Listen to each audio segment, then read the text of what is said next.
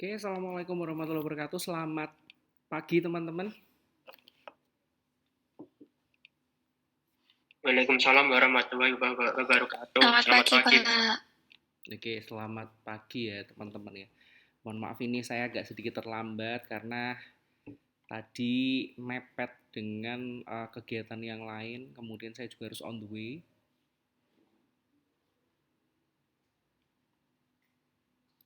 Kemarin sudah sampai di mana ya Mbak ya, Mbak Dewi? Soalnya saya tuh kalau yang materi ini saya jadikan satu.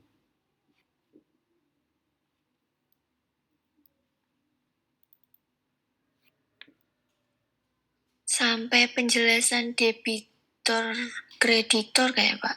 Debitur kreditur ya. Debitur kreditur ya.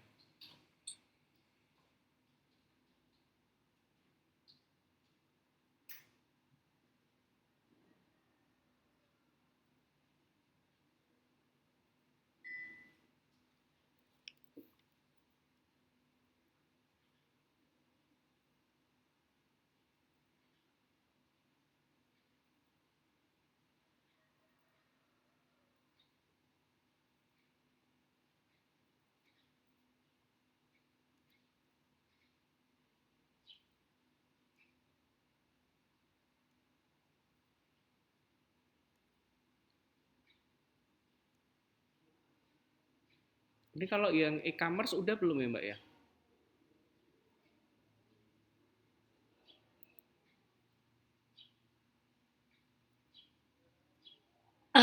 Itu Udah kayaknya ya. belum Pak. Belum. Sebelum itu Pak. Sebelum itu Pak kayaknya. Kalau fase-fase kontrak itu sudah. Nah ini sudah Pak. Ini? Ini sudah juga. Ini. Habis ini loh Nah soalnya. ini belum. Ini belum. Ya itu belum Pak. Terkait dengan elektronik commerce ya teman-teman ya. Jadi sekarang itu dengan adanya dinamika, kemudian disrupsi ya, kemudian terkait dengan hukum kaitannya dengan AI, kemudian juga ada teknologi. Sekarang pun terkait dengan transaksi jual beli, kesepakatan itu juga tidak lepas dari yang namanya e-commerce atau electronic commerce ya, transaksi bisnis melalui internet. Ini sering teman-teman lakukan ya, apalagi kalau yang cewek-cewek nih ya, ada yang keranjang oranye, ada yang keranjang kuning, ada yang keranjang hijau dan keranjang-keranjang yang lain. Jadi kalau kita sedikit mengulas terkait dengan e-commerce ya, artinya nih teman-teman, yang pertama akan kita pikirkan itu adalah transaksi ini bisa melalui chatting dan juga bisa melalui video conference. Tapi kalau video conference itu biasanya lebih ke corporate dan corporate ya. Tapi tidak menutup kemungkinan juga andai kata ada pihak pribadi atau perseorangan yang ingin membeli juga dengan perseorangan atau corporate. Kemudian transaksinya itu biasanya melalui email. Nah, di email itu teman-teman biasanya itu terkait dengan rekam jejak ya. Rekam jejaknya tuh di situ pasti akan ada invoice, PO atau purchase order, kemudian ada RO dan yang lain-lain. Karena kalau di email ya atau surat elektronik itu nanti akan tahu nih kapan kemudian waktu pengiriman, hari apa, jam berapa, tanggal berapa, itu semuanya detail. Kemudian kontrak melalui situs web itu juga ada teman-teman. Jadi sekarang banyak sekali platform ya yang kemudian menyediakan jasa ya. Kemudian nanti bisa melalui kontrak situs. Sekarang teman-teman saja saat membuka buku rekening itu juga dipermudah teman-teman ya. Dipermudah dengan bisa kemudian membuka secara pribadi ya, tidak usah datang ke bank ya. Jadi teman-teman buka secara mandiri lah. Di situ nanti akan ada klausul-klausul baku dari bank yang kemudian harus teman-teman setuju ini. Mau tidak mau yang namanya klausul baku itu teman-teman harus mau tidak mau setuju. Kemudian terkait dengan cacat kehendak dalam kontrak ya, ini sebenarnya lebih saya merimen kembali terkait dengan cacat kehendak dalam kontrak ya. Jadi perlu teman-teman ingat bahwa cacat kehendak itu ada di pasal 1331 BW ya. Jadi kalau kemudian ada unsur cacat kehendak, beberapa poinnya itu ada unsur paksaan, ada penipuan, kemudian juga ada kekeliruan. Tergantung nanti ya. Kemudian penyalahgunaan keadaan itu juga termasuk. Kemudian penyalahgunaan keadaan dalam kontrak ya. Yang namanya kontrak itu kan pasti akan melibatkan beberapa pihak karena tidak mungkin kemudian kontrak itu hanya satu pihak. Ya. Jadi posisi tawar menawarnya itu tidak seimbang nih kalau kemudian ada penyalahgunaan keadaan dalam kontrak. Jadi kalau di pihak yang pertama itu posisi tawarnya itu lebih kuat, menyalahgunakan tawar yang ia miliki sehingga dapat mendikte kemauannya. Biasanya kalau yang menjadi posisi tawar lebih kuat itu biasanya yang punya power nih. Nah, biasanya corporate pun juga kayak gitu. Tapi tidak menutup kemungkinan perseorangan pun juga kayak gitu. Makanya teman-teman di sini ya bagi calon-calon sarjana hukum nih saat kemudian menemukan suatu kontrak ya teman-teman, kita lihat dulu nih posisinya.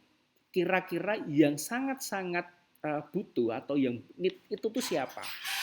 Apakah itu dari pihak pertama atau pihak keduanya nih? Atau pihak yang lain? Kita bisa kemudian menekan di situ. Contoh, saat kemudian ada sewa menyewa. Ya, sewa menyewa lahan ini. Dari pihak pertama sebagai yang menyewakan ya, kemudian pihak kedua itu sebagai si penyewa.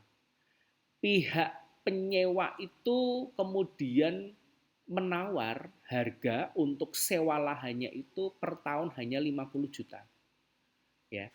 Tapi pihak yang menyewakan, pihak yang menyewakan ini karena si penyewa butuh tahu bahwa di situ itu letaknya strategis, maka akan ada kenaikan harga. Yang namanya kita kontrak ya, tawar-menawar itu kan tidak hanya kemudian 1 hari atau 2 hari jadi. Perlu yang namanya beberapa waktu. Nah, dari situ kemudian dimanfaatkan juga nih. Tapi juga tidak boleh kemudian terlalu memanfaatkan. Contoh, saat kemudian si pihak yang menyewakan itu maunya 95 juta. Ya. Sebenarnya posisi si penyewa itu ada range sekitar 100. Tapi dari tadi yang 50 ke 95 itu kan perlu adanya waktu ya. Ada range waktu yang kemudian bisa digunakan oleh baik si penyewa maupun yang menyewakan itu untuk melakukan negosiasi. Ya. Jadi tidak ada paksaan, tidak ada kekeliruan dan juga tidak ada penipuan nih nanti. Lah kalau di posisi yang tawar lebih lemah itu gimana sih? Jadi tidak dapat mengambil keputusan yang bersifat independen, kemudian harus mengikuti kemauan pihak lawannya. Nih biasanya kalau yang ini itu model kayak yang tadi sih yang menyewakan. Kadang yang menyewakan itu punya pikiran bahwasanya karena si penyewa itu butuh, letaknya juga strategis, maka dengan harga segini, dengan harga yang tadi 95 itu, pasti akan kemudian di ACC.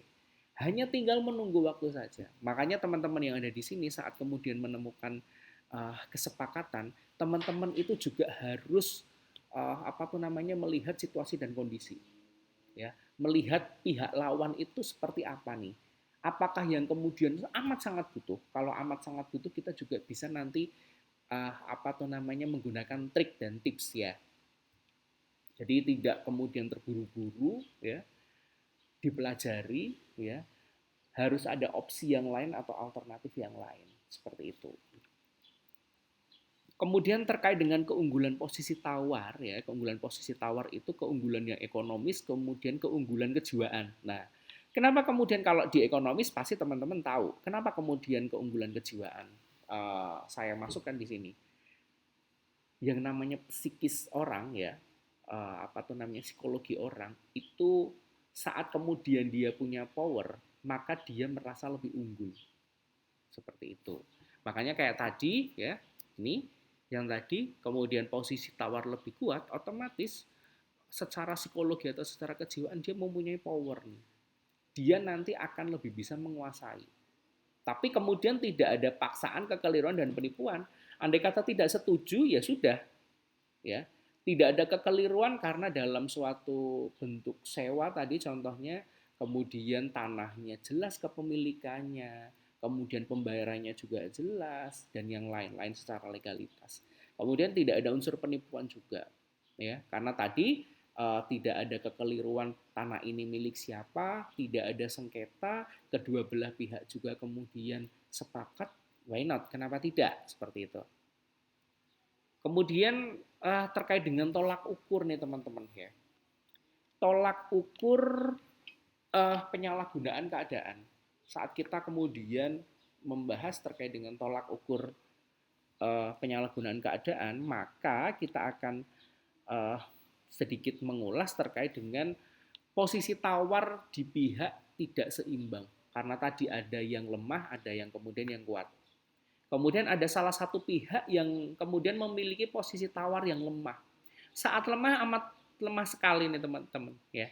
Jadi kayak kita kemudian buka rekening itu karena itu adalah klausul baku, sebenarnya kita sebagai pihak nasabah itu juga pada posisi tawar yang lemah sebenarnya. Karena mau tidak mau kita harus mengikuti aturan yang sudah ada. Kemudian pihak yang memiliki posisi tawar yang lemah itu kemudian tidak memiliki kemampuan untuk mengambil keputusan secara independen, ya, karena tadi lemah, kemudian ada power yang lebih tinggi. Kemudian pihak yang memiliki posisi tawar yang lebih kuat mengetahui kondisi tersebutlah. Ini tadi teman-teman tips and triknya itu tadi, ya. Kemudian pihak yang memiliki posisi tawar yang lebih kuat itu menyalahgunakan posisi tawarnya. Ini yang kadang-kadang sebenarnya tidak disalahkan, ya teman-teman ya. Tapi kita juga harus tahu strategi, ya, karena bermain politik ya. Sebenarnya kita saat kemudian mengadakan suatu kesepakatan atau perjanjian dengan orang lain, kita itu sebenarnya sedang bermain strategi dan politik. Bagaimana strategi dan politik itu bisa seimbang keuntungannya, seperti itu. Kemudian ada indikasi penyalahgunaan keadaan. Oke, saat kita kemudian berbicara terkait dengan indikasi penyalahgunaan keadaan, maka kita sedang berbicara apa aja sih kemudian syarat-syarat perjanjian, ya. Syarat perjanjian yang sebenarnya tidak masuk akal atau yang tidak patut. Kan kemudian tidak ada toh syarat perjanjian itu harus orang yang mempunyai kulit yang gelap atau orang yang mempunyai kulit yang putih. Itu kan tidak boleh, ya. Ras dan yang lain-lain. Kemudian tampak atau ternyata pihak debitur itu dalam keadaan yang tertekan. Nggak boleh kemudian kita memaksa teman-teman. Ya. Memaksa, menekan itu tidak boleh. Karena nanti bisa batal demi hukum. Kemudian apabila terdapat keadaan tidak ada pilihan yang lain ya bagi debitur selain mengikuti kemauan kreditor. Nah ini yang kemudian ada indikasi sebuah penyalahgunaan, ya, penyalahgunaan dari keadaan karena tidak ada pilihan lain. Loh, kamu mau tidak mau nih, seperti itu. Kemudian nilai dari hasil perjanjian itu amat sangat tidak seimbang. Nah, amat sangat tidak seimbang itu nanti dibandingkan dengan apa? Dengan prestasi timbal balik. Lah, kira-kira kalau teman-teman bisa memberikan contoh nih, kemudian yang namanya suatu perjanjian pengangkutan, contoh ya, transportasi nih, pengiriman barang atau ekspedisi. Saat teman-teman itu melakukan perjanjian ekspedisi dengan pihak jasa, ya, jasa ekspedisi, kemudian teman-teman itu minta pengiriman sayur mayur nih dari daerah Wonosobo ke daerah Semarang, contohnya. Yang kemudian umumnya itu untuk ongkos kirim itu 1.500.000. Itu sudah paling mentok dan itu sudah menjadi kesepakatan dari asosiasi transportasi sayur contohnya seperti itu. Kemudian teman-teman nih itu membuat kesepakatan tersendiri karena teman-teman itu agak sedikit menekan dan si pihak ini butuh, teman-teman kemudian mau nggak 750? Mau oke, kalau nggak mau ya nggak apa-apa. Tapi karena pihak si ekspedisi ini sedang sepi, sedang butuh, akhirnya mau-mau saja. Tapi kan maunya ini kemudian mau karena penyalahgunaan keadaan. Seperti itu. Kemudian terkait dengan asas perjanjian nih teman-teman.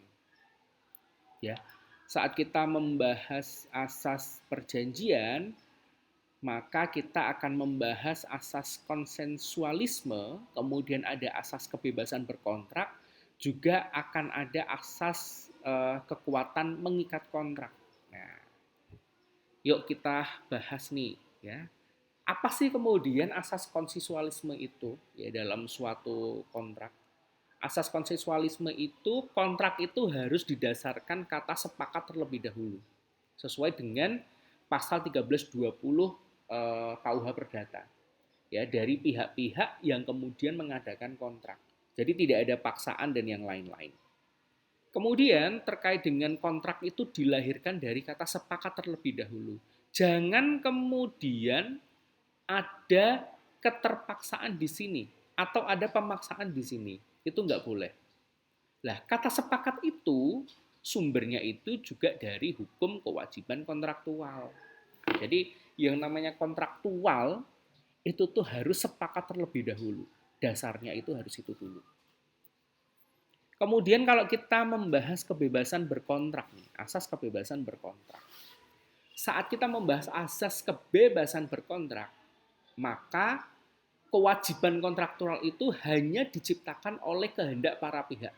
Tidak boleh yang namanya melibatkan pihak lain kecuali memang ada dasar atau ada peraturan yang mengikat. Contoh, saat ada perjanjian pengadaan barang dan jasa antara badan hukum dengan pemerintah. Mau tidak mau yang namanya badan hukum itu juga harus kemudian patuh terhadap aturan dari pemerintah. Seperti itu ya.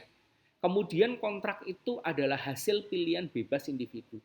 Sebenarnya kontrak itu bebas teman-teman, asal tidak menyalahi dari syarat sah kontrak di 1320. Yang ada sepakat, yang ada sebab yang halal, yang harus cakap ya, karena klausul tertentu. Kan nggak boleh nih kemudian walaupun definisinya itu bebas, kan nggak boleh kemudian kita mengadakan kontrak atau perjanjian jual beli narkoboy, contohnya seperti itu kan nggak boleh. Kemudian kontrak itu adalah bertemunya kehendak bebas para pihak. Nah, kehendak bebas para pihak ini sebenarnya hampir sama dengan tadi hasil pilihan bebas individu.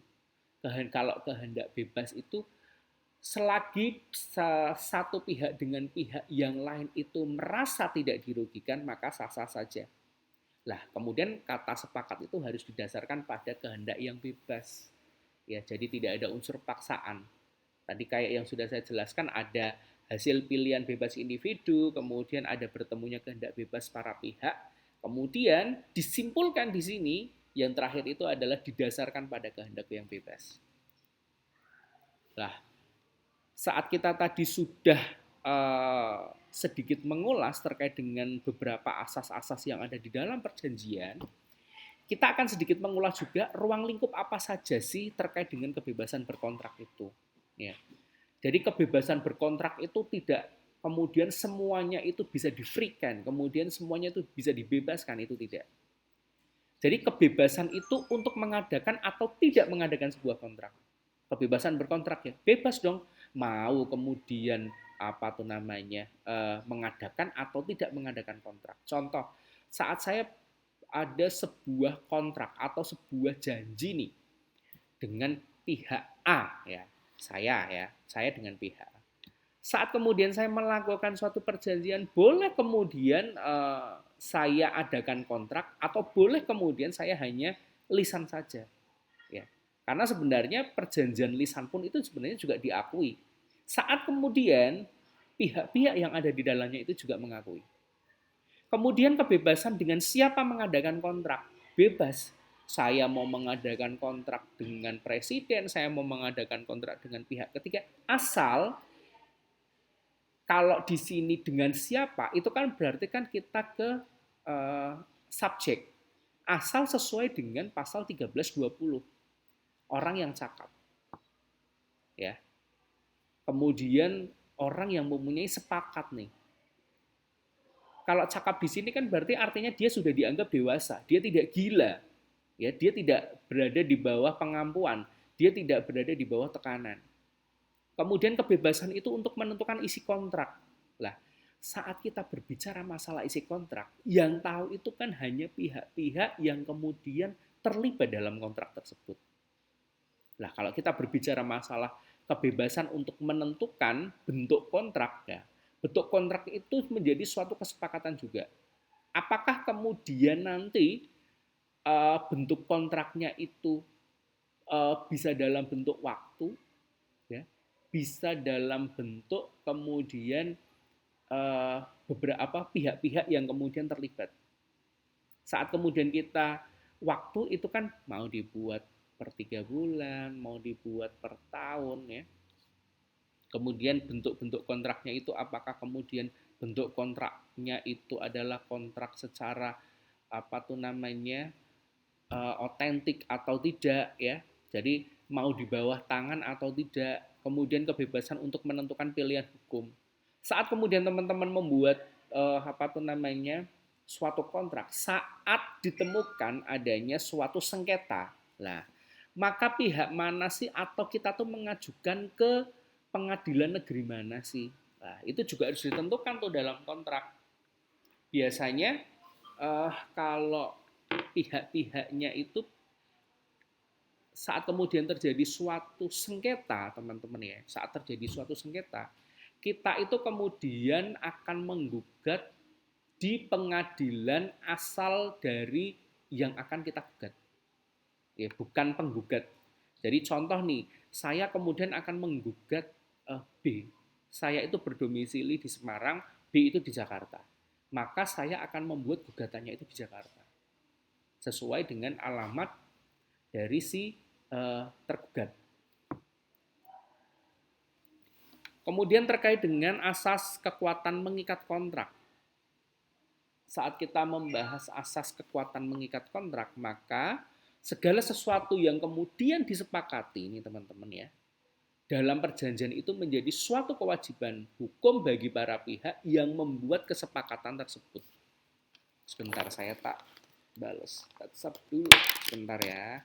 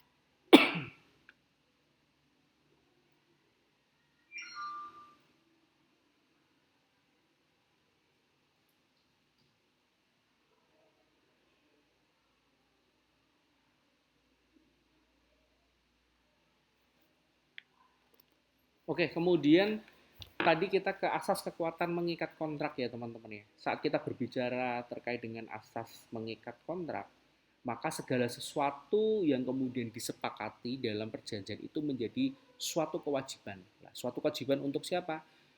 Untuk para pihak yang membuat kesepakatan itu. Ya, jadi mengikat nih para pihaknya. Para pihak itu juga harus mematuhi dan melaksanakan isi dari perjanjian. Kewajiban, hak. Isinya kan sebenarnya kan itu.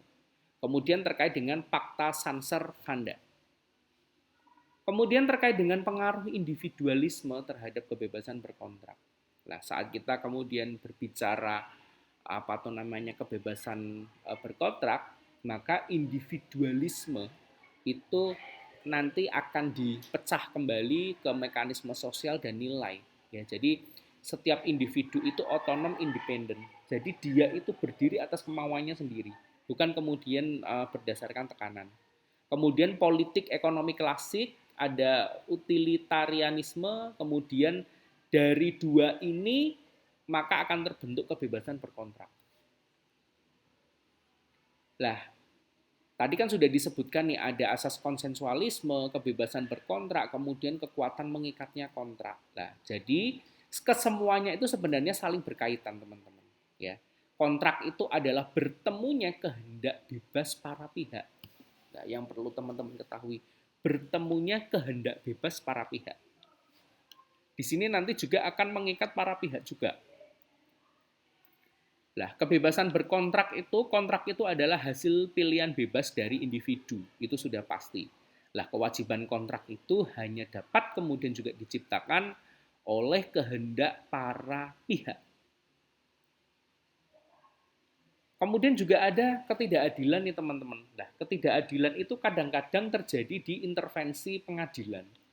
Ini saat kita menemukan, tidak semuanya, tapi kadang kita menemukan. Nah, di sini ada hal yang kaitannya dengan itikat baik, kemudian memberikan kewenangan kepada hakim, ya. Hakim itu nanti ya sifatnya atau apa tuh namanya kewenangannya itu terkait dengan menafsirkan kontrak sesuai dengan itikat baik terlebih dahulu. Ya. Kemudian menambahkan kewajiban kontraktual. Yang ketiga itu hakim membatasi dan meniadakan kewajiban kontrak. Boleh kemudian hakim membatasi dan meniadakan. Kemudian kontraknya dianggap batal demi hukum atau dibatalkan. Jadi teman-teman harus bisa membedakan ya antara batal demi hukum dan dibatalkan.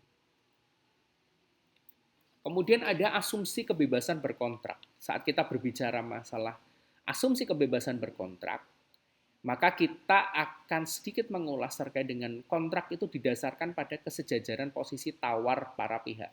Jadi biar nggak ada yang apa tuh namanya punya power atau ya ada yang lemah. Kalau bisa itu sama. Kemudian dalam kenyataannya itu tidak perlu ada kesejajaran posisi tawar para pihak. Ketidakadilannya, itikat baik itu menjadi instrumen bagi hakim untuk membatasi kebebasan berkontrak dan kekuatannya itu mengikat kontrak. Lah kemudian pada akhirnya itikat baik itu menjadi super eminen ya prinsipal dalam kontrak di berbagai sistem hukum. Yang saya mau tanyakan ke Dewi, Fajar dan Alisa, bedanya batal demi hukum dan dibatalkan itu apa, Dek?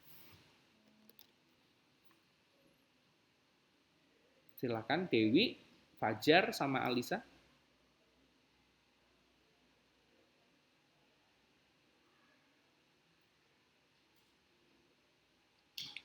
Kalau menurut saya itu batal demi hukum itu kalau misal ada suatu perjanjian nih Pak yang tidak memenuhi syarat objektif itu Pak. Nah itu perjanjian tersebut itu batal demi hukum. Syarat objektif itu maksudnya seperti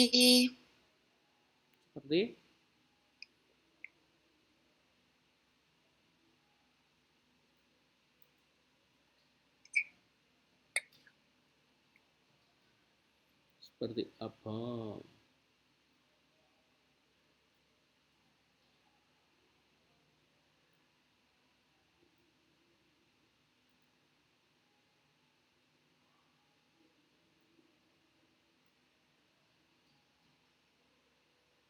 Apa wi?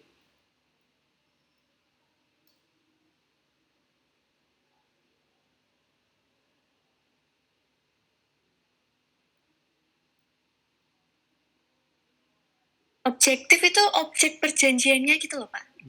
Tapi gimana ya Kenapa? Pak ya omongnya ya Pak ya? Seperti itu Pak. Nah kalau yang apa namanya Apa? Perbedaan kalau yang dibatalkan itu tadi itu tuh suatu perjanjian yang tidak memenuhi syarat subjektif gitu Pak.